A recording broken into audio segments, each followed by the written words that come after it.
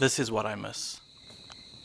Noel's words pierced the evening bush chorus as we all sat around the fire. He left South Africa many years ago, but tonight he was back in the bush.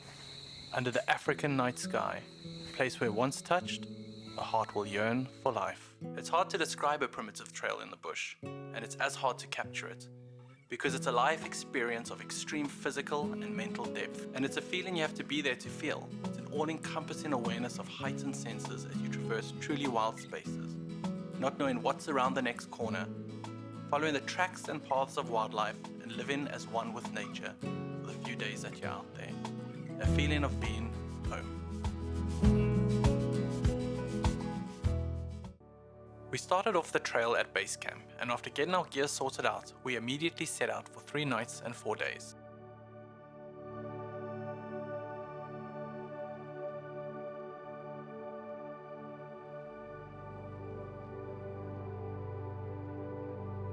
Raises it up so the next jackal that comes across will not miss it. Clever stuff, eh? And every animal does something like that. Animals don't waste time, they don't mess around. Except they don't. Ellies. Ellies, Ellies just plunk wherever. their sense of smell is so strong that they'll pick it up, and they're also herd animals, so it's a slightly different structure. There's lots of them around, so there'll be lots of dung around, and they will somewhere along the line pick up the smell of dung. We were tipped off by some guides that there was a male lion close to where the trail would begin, and we were quickly onto his tracks. He crossed the river, and his wet tracks told us that he wasn't far away.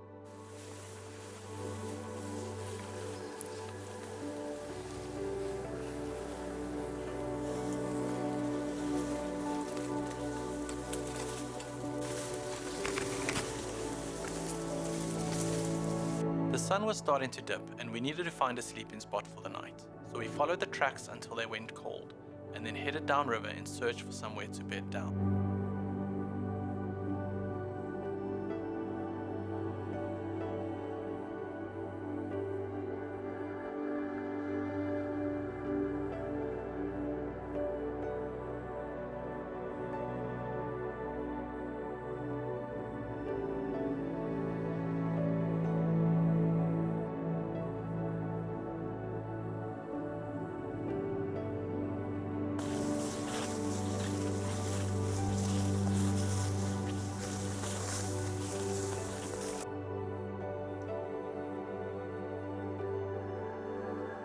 Yeah, so the back of the track has always got a shiny smooth edge to it.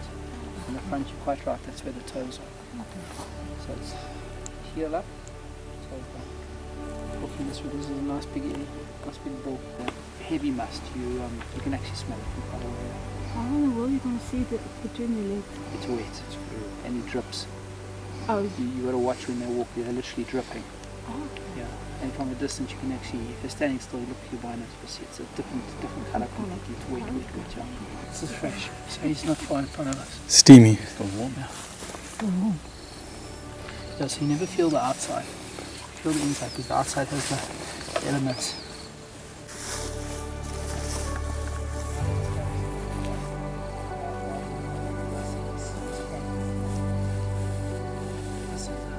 So if you imagine that branch sitting like this, that black line is going to come along with his hook lip, grab it and pull it in, bite down. What angle is that going to cut off? 45.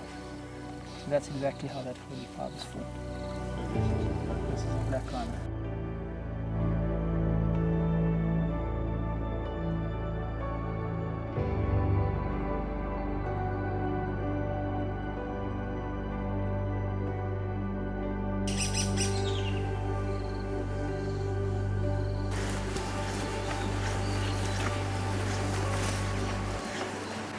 Greg, the lead trails guide, had a sleeping spot in mind, but when we got there, the bush had other plans for us.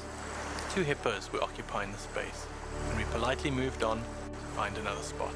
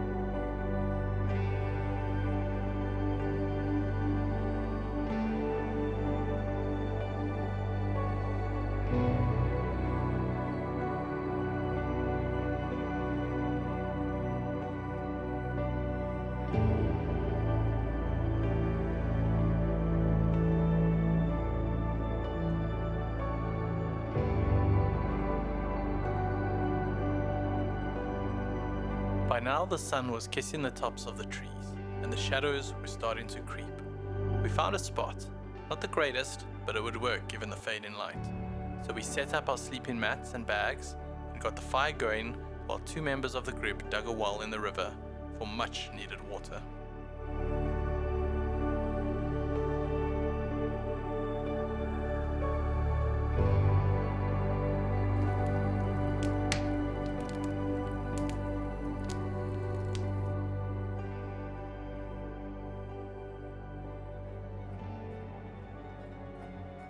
And just as we were about to settle, we started to hear the bush crunching in the distance. The noise got louder and louder. Suddenly, we were surrounded by a large herd of elephants. It was pitch black by now, and we sat in silence and listened to these incredible animals. The herd, either very curious or thirsty for the river below us, decided to walk right through where we had laid our sleeping bags. We shuffled around them, and Greg gave them some gentle words of encouragement before they passed through and we went to bed. The next morning, we woke to the sweetest melody you'll ever hear, the sound of the bush waking up.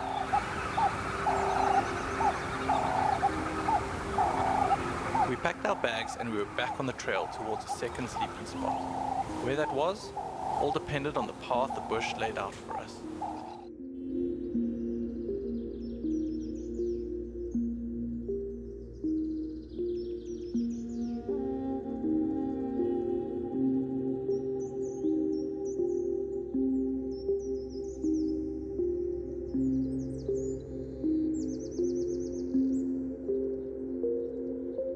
We made our way through the thickets and along the riverbed, picking up on tracks and learning about the wildlife that roams freely in this beautiful place.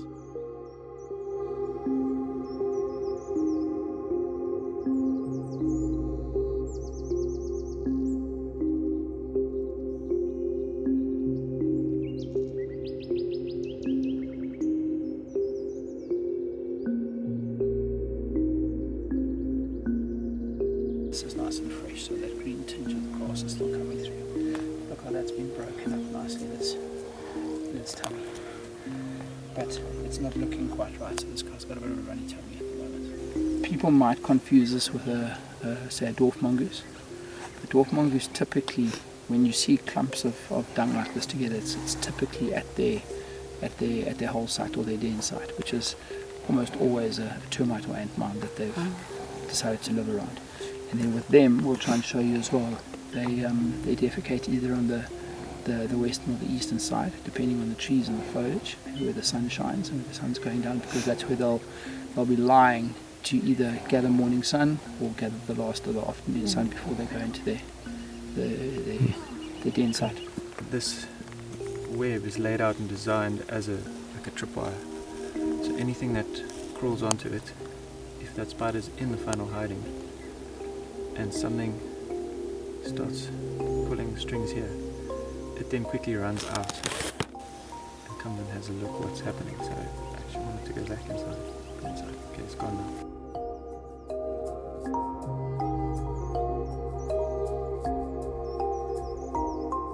We found a really nice spot next to the river and got set up quite quickly. It was just before midday, and we would be able to traverse the reserve today without the heavy packs on our back.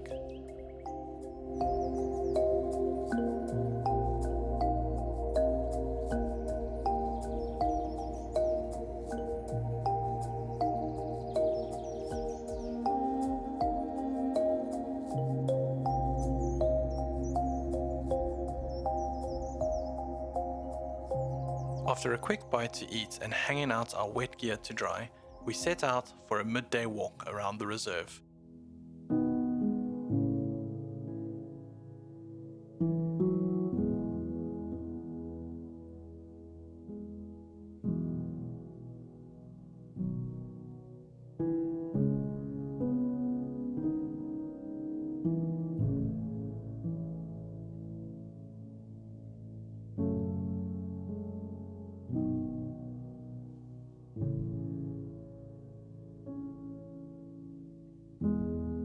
It wasn't long before we picked up on tracks and signs of elephants.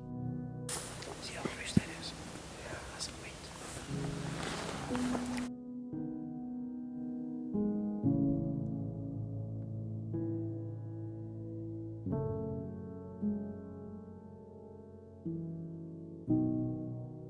We got closer and closer, but they didn't sound too happy, and so we kept our distance and then moved on. Only a male, the male's fraction of her size. And he hangs around here as well, but he's got to be quite careful because she'll eat pretty much anything she comes across. Stop, whispered Greg. We all immediately stopped and listened. Stand very still, came another whisper from the front. And then pandemonium broke out. We had stumbled across a black rhino and calf. The situation was too tense to capture, and the mother rhino made heavy breathing noises before running off with her calf. The fear, adrenaline, and sense of relief once she had moved off was incredible.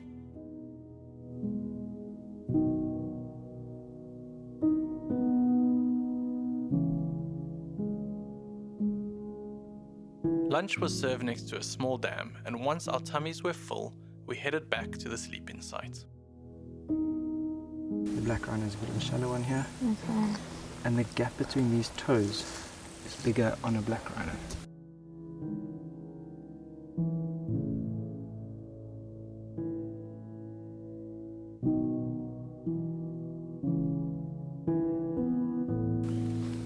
So generally a leopard and a lion and a cat, there's a slight overstep, meaning that the rear foot lands just in front of the front foot. If it's landing on top of the front foot or behind the front foot, it's walking very, very, very slowly. So that's the front foot, here's the hind foot. And then what we do is we check the width, the overall width of the track of the hind foot. And then that length from the rear to the leading toe. And when I say the leading toe, so on this one here, the leading toe is that toe there, and I'll explain to you what that means. To the position on the leading toe. If it's less than halfway up the leading toe, it's a female. If it's to halfway and it's in front of the leading toe, it's a male. And the reason for that, and the theory behind that, which has been tested by some of the greatest trackers we have in this country, is to show that the width is almost longer than the length up to the leading toe, which means that it's wider and it's a male.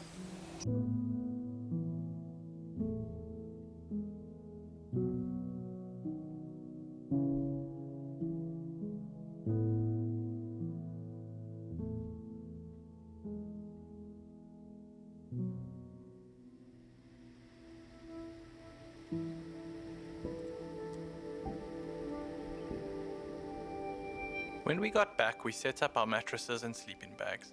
By now, we really needed a bath, and what better way to get cleaned up than going for a dip in the river? We walked down to the river below us. The running water flowed in a perfectly choreographed dance downstream. This river is a source of all life out here. We dug a well and then took a bath in the chilly but fresh water.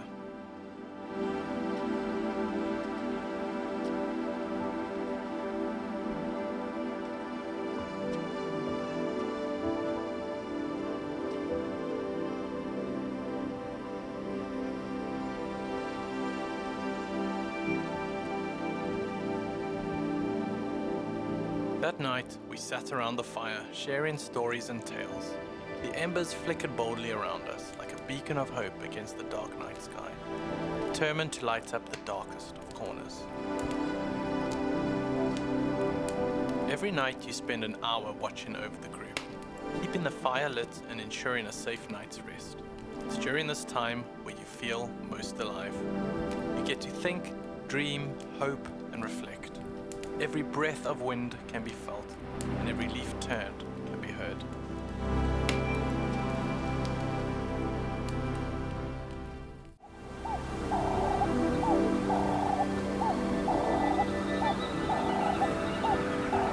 Early the next day, we headed out to find one last sleeping spot. Greg had a place in mind on the top of a hill, and it would allow us to traverse a beautiful section of the reserve, teeming with wildlife.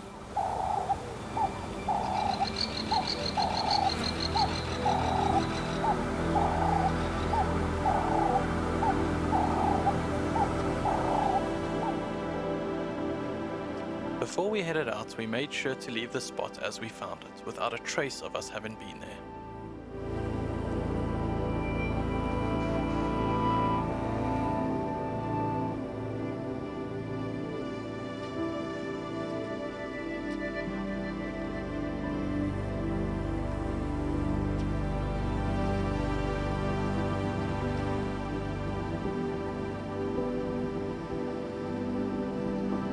This is a baboon spider, and the fact that there is web over the top tells me that she's inside, and that's just a little protective covering, keeps dust, moisture, etc. out. Also potentially as a tripwire, someone could walk over there and alert her to there being some prey around. But if that's intact, it means she's inside. The ants have already got stuck into this, but it doesn't take long for them to get involved, especially on a road where there's lots of ants.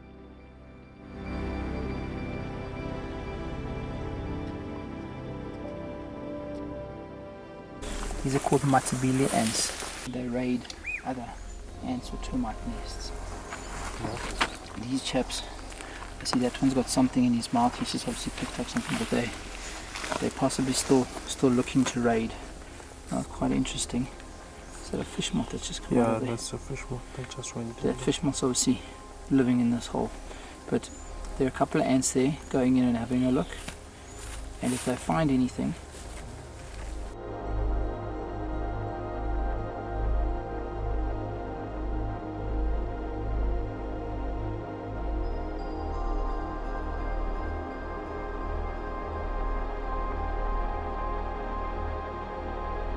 A water break was well deserved. We were sitting on top of a hill and the river was below us. It was breathtaking. And unbelievably, a leopard was in the riverbed below us. It was too far to capture, but it was a magical moment to witness.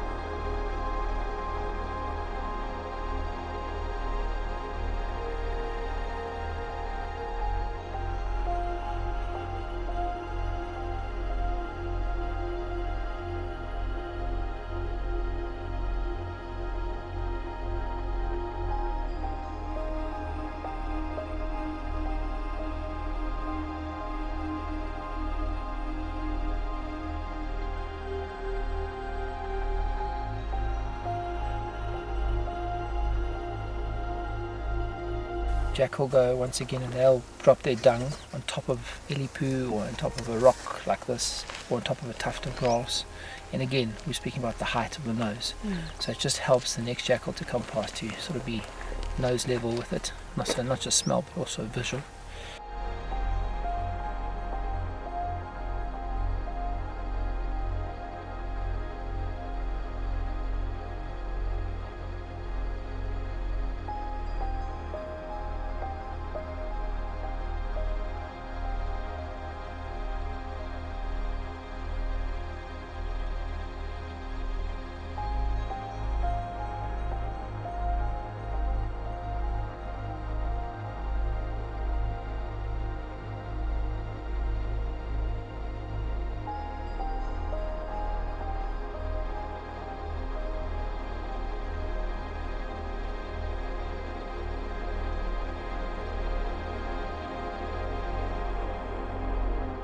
We had lunch next to the riverbed, where we dug a new well to fill up our water supplies for the last stretch of the trip. Our last spot would not have access to water. In the middle of the track there. Yeah. See that? That's a pads and toes. Get that distinctive white with a toe there, 2 toes there, 1 toe there, and then the back pad. After lunch, we tracked up the hill to the spot. Greg told us it would be worth it, and he wasn't wrong.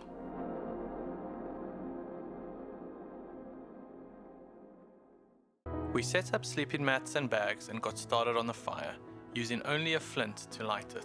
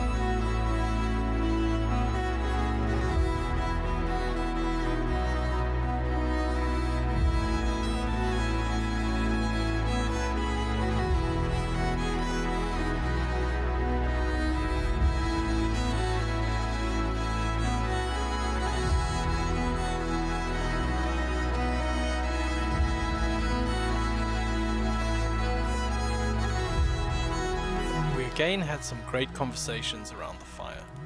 Lion bellows and hyena cries pierced the cold night sky as we drifted off to sleep. That night, a brown hyena passed our camp with the head of an impala, a reminder of how wild this place really is.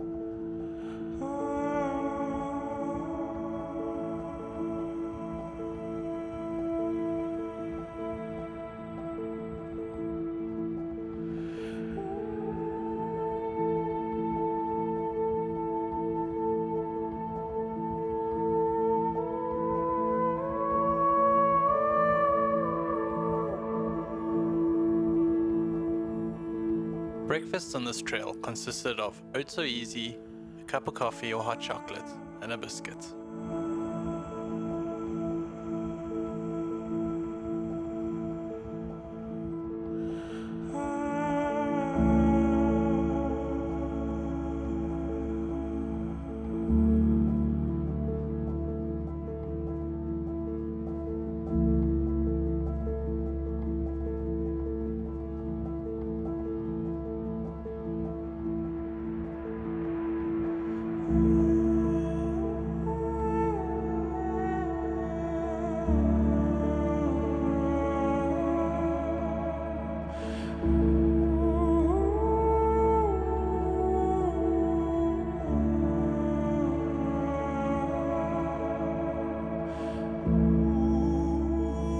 The trail was sadly coming to an end, and it was time to head back to base camp.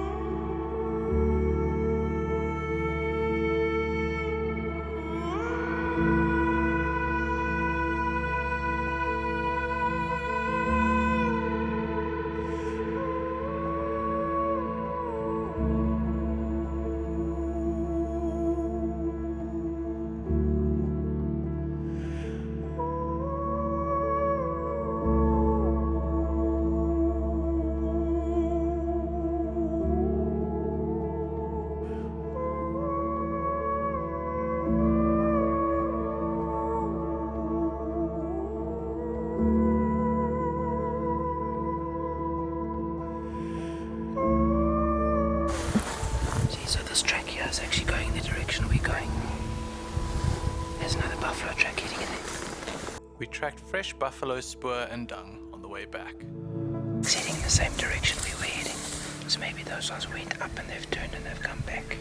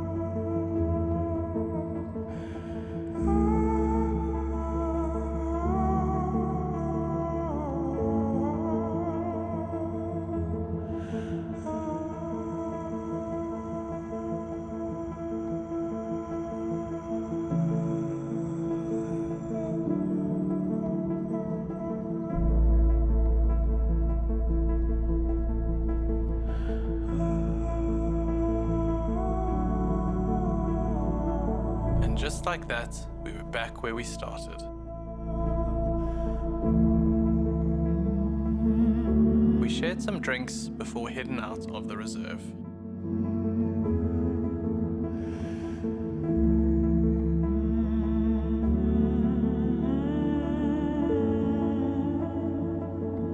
As we drove out, I had a complete sense of wholeness. It didn't surprise me, because it's places and experiences like this where I come to find myself.